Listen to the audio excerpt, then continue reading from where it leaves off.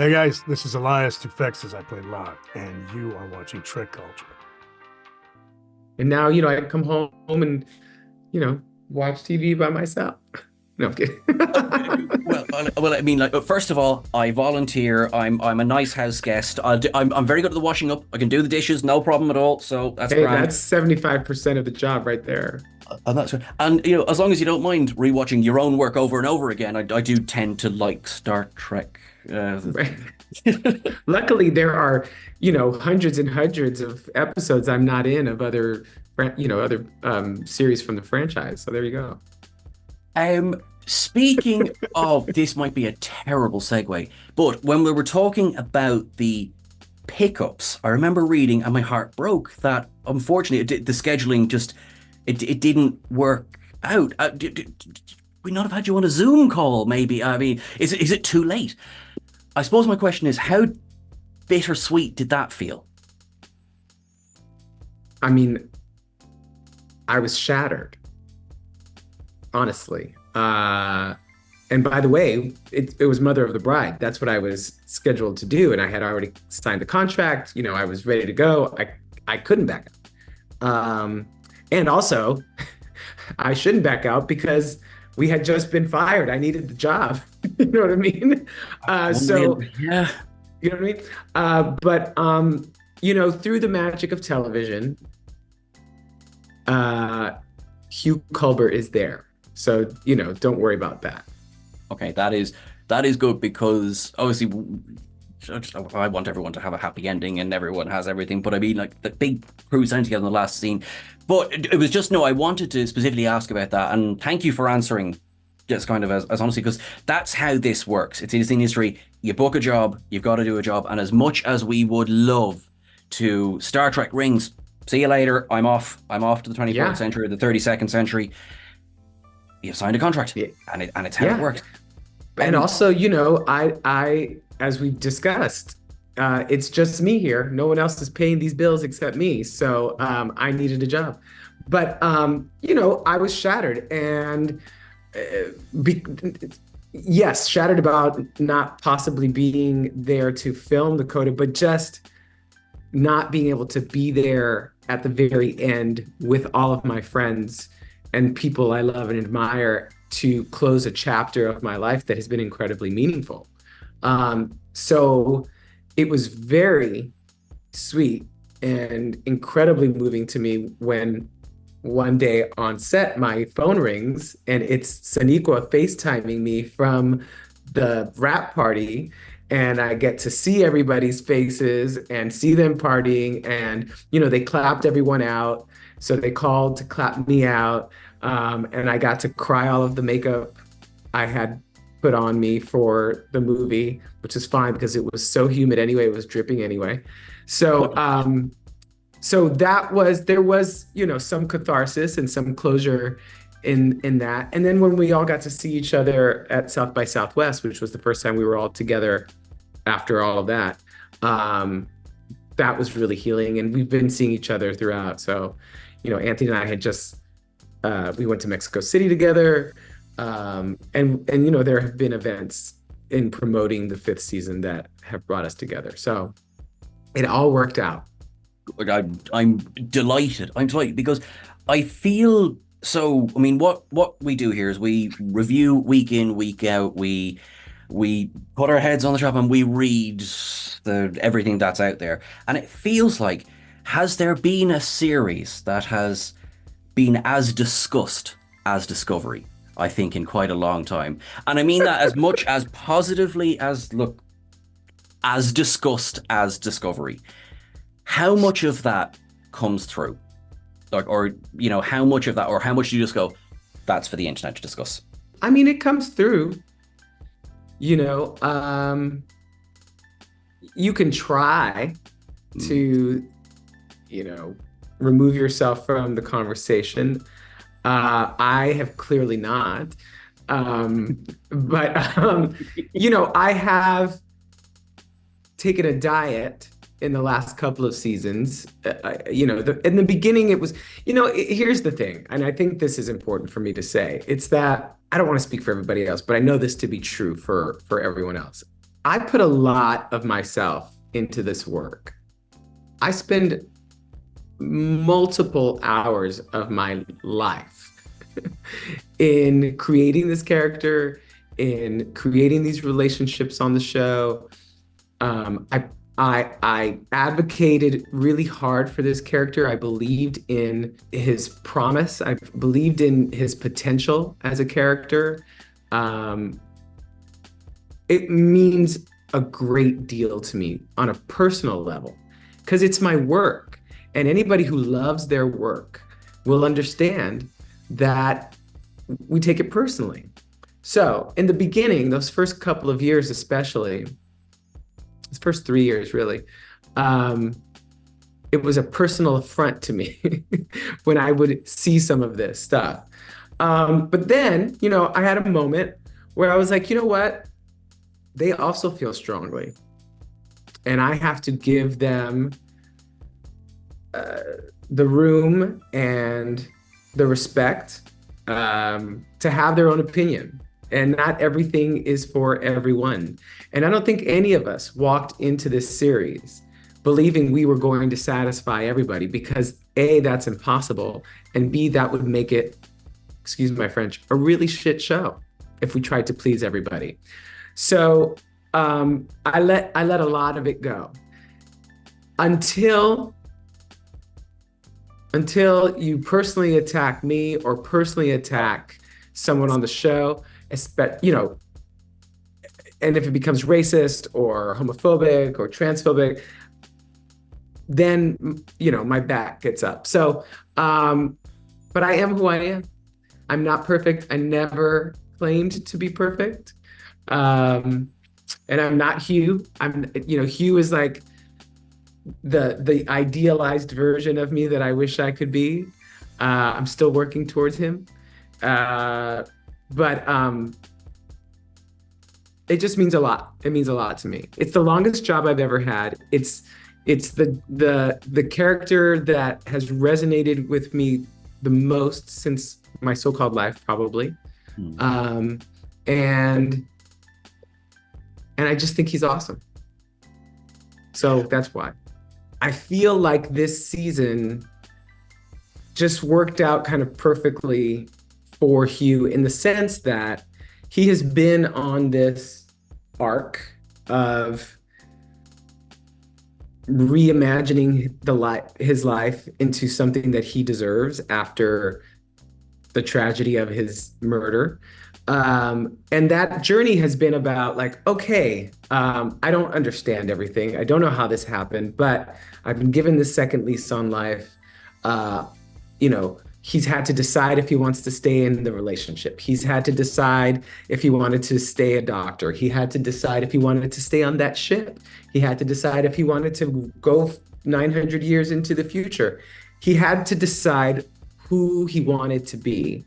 Shockingly enough, this final season is the final piece of the puzzle for him in that he's a scientist, right? He's a doctor, he's a scientist, and he's a man of science.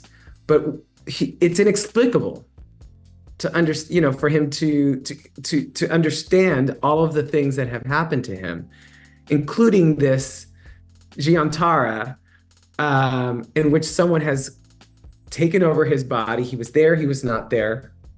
Very much like it was when he was in the mycelial network and battling the Josep. And the fact that he can't explain it as a scientist is one of the things that drives him crazy. Right? And he's had to let some of that go in order just to keep moving. And the things that he's seen, in the years, in this 900-year future. So anyway, this journey, this season has really been about acceptance. There are things that happen to us no matter what century we're in that we're never going to be able to understand. And that perhaps, like his grandmother said, maybe we're not supposed to understand. And getting to the point of serenity with that fact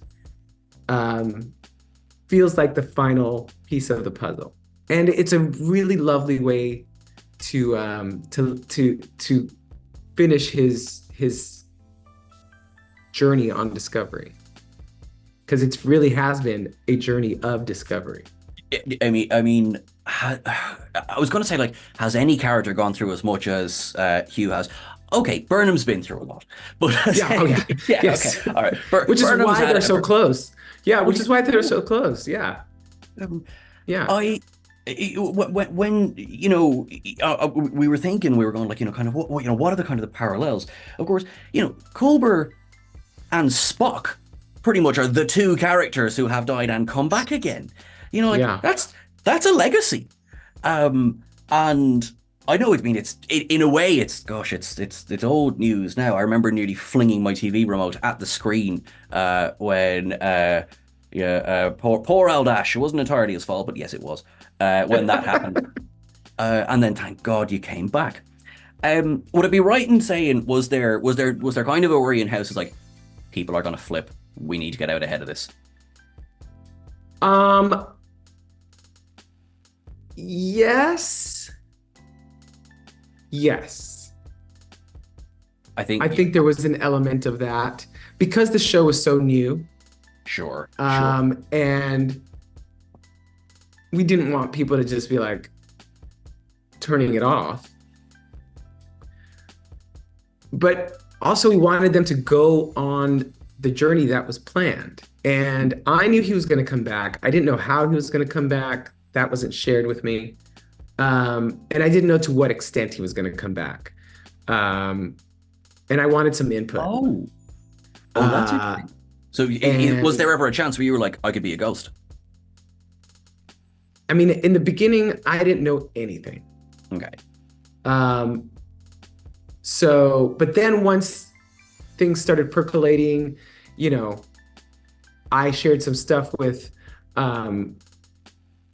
Michelle Paradise, and there was a cost and a revelation that needed to come with coming back to life. That, you can't just be like, oh, okay, I'm back. We're back to normal. Everything's fine. And I also, in playing it, had gained inspiration from people who lived with HIV and AIDS during the early parts of the pandemic, who, were literally given a death sentence and went out and spent all of their life insurance money and savings because they were like, I'm out of here. And then suddenly these new drugs come and say, you're going to live. And they have to figure out all of these things like I was talking about. Like, I had friends who were like, I don't know that I want to be in this relationship anymore, even though he's been taking care of me this whole time. Like, I don't know that I want to be in this relationship. I don't know if I want to go back to that job I had. I don't know if I want to live here anymore. I don't know anything. Yeah. And they literally reinvent their lives to have the lives that they felt they deserved. And I loved that idea, that concept. And so it was very much a parallel for that. So I wanted it to reflect it, and you do see that in it, and that's what I was playing. So I mean, I didn't know right away. I was only recurring that first season, and then once they had offered to make me a series regular and bringing me back, then I was like, okay, well, all right, let's figure out, let's really go in. Let's figure out who this guy is. Let's make him great. I love that as well. I love that there's in my head now, there's 5 minutes where it's like, you were going to be the new emergency medical hologram. Okay, this is cool. I'm sure we can work with this. This is effectively indestructible at that point, so that's fine as well. And one it's thing... It's been done. It has. It literally has been in this. One thing that we've really enjoyed over as we're going through, particularly the last couple of seasons, is the growth, of course, that Hugh and Paul have gone on together, and obviously the struggles, season 2 particularly, of as you've said, will they stay together, won't they stay together, and then will they be in the same century? That was in question. I bet there was a moment where Hugh was like, I'm really glad I didn't get off this ship. I'm sure there's also a moment where like, I really should have got off this ship. Well, I think the decision was made on the spot. We see him make the decision, which, as an actor, I mean, it doesn't happen off stage. It happens right there in that moment. You see the man that you love is dying, and in that moment, while you're saving his life for the umpteenth time, Yeah. that of course you love him, and of course you want to be with him, and of course you're going to go to this future with him. Once the decision is made, it's made. And I don't think he ever doubts it. I don't think he ever doubts it after that.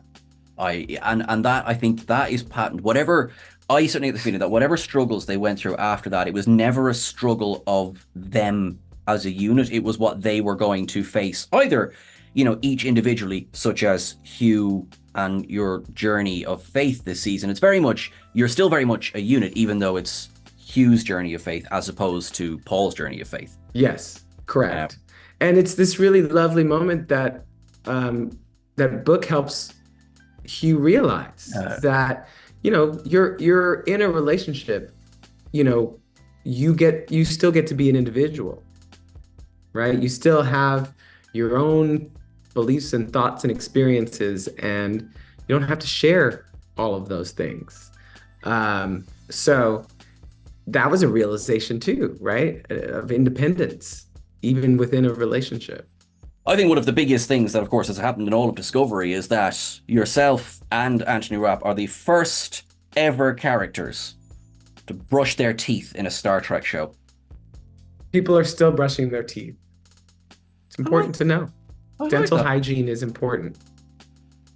And I'm sure as well, when you read the script, it's like, this is what I'll be remembered for. This scene. Yeah. Yes, and crimson pajamas. Oh, they just look so nice, though. They were very comfy. That scene is always going to be very special to us.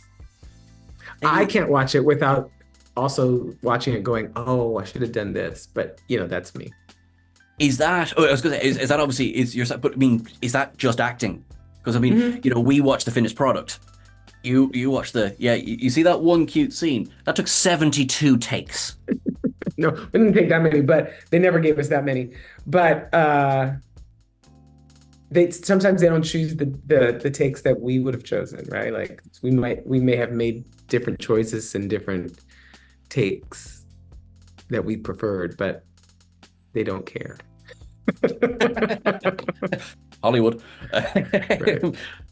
Is there anything that got left on the cutting room floor that you were just like, oh, if they just left that, or if they'd just given us that? Can I say that? Can I share that? It's entirely up to you. There's no pressure either way. If you feel you can, great. If you feel you can, yes is enough. So in Janal. Okay. When Saniko and I are talking at the end, and she says, Janal said something to me. We actually hear Janal say something to her after I hand her the clue. I got chills. I can't remember the exact wording, but he says,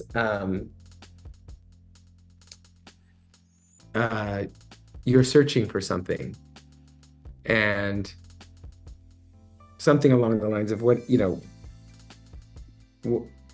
perhaps at the end of this quest, you'll have found the answer to your question, something like that. I can't remember the words because I'm so heartbroken that they actually, and I kind of asked them to put it back in, but they do, like I said, they don't listen to me. But I loved that moment because it was a moment for us to see Janal connect with Burnham in a very real way that had nothing to do with the progenitor's power. It was about her and something he saw in her. And I loved the parallel between that and what Hugh sees in her. And in the way that I played it, it was like almost as if Hugh and Janal had come together in that moment to move her forward, to give her some hope. And they cut it. I know these things are obviously never personal or anything, but that just seems like such a crucial. Well, but their response was, we get it anyway. When she tells us, he tells her. So it felt redundant in the second scene. I was like, well, that's when you needed to cut it. But I guess we needed Hugh to hear it. So, I mean, I get it. I understand. I had to let it go. I wonder, when the hard copy of season 5 drops, will we get a deleted scenes? Because just to say something, I have asked. Yeah, and I have asked. They said it's not out of the realm of possibility. How wonderfully vague. Correct. We have committed to not committing. Exactly. Sorry, I'm very conscious of your time, and thank you so much again for just chatting to me, and for very seriously and from a very personal point of view, thank you for everything that you continue to do for the community, for Trekkies who are a member of said community, Trekkies who aren't a member of that community. Thank you for all that you do. I want you to get cast in every single Star Trek going forward. I do want you to have more holidays to Thailand. I know you were working. I know you're making a movie, but I would love still you to get. So hard. It's so hard. In my head, I've got there was one day of filming and the rest was just like no. It was really freaking hot. It was really hot. It was humid and really hot. But anyway.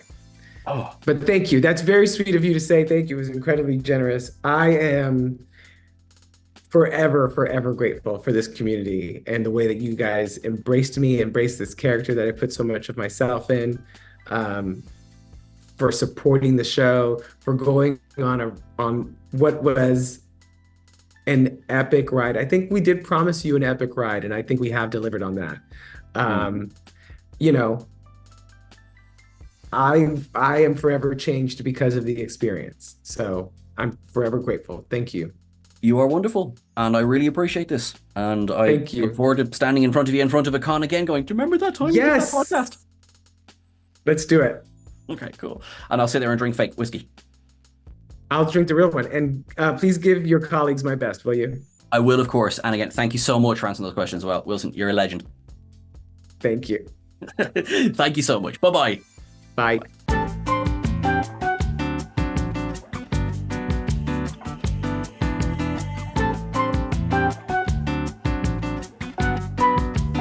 Thank you so much for watching this abbreviated version of this podcast. Now, if you go to our audio platforms, you will get the full version of this podcast with this guest. So we really, really appreciate you subscribing to that, and you're just awesome and wonderful. Thank you so much.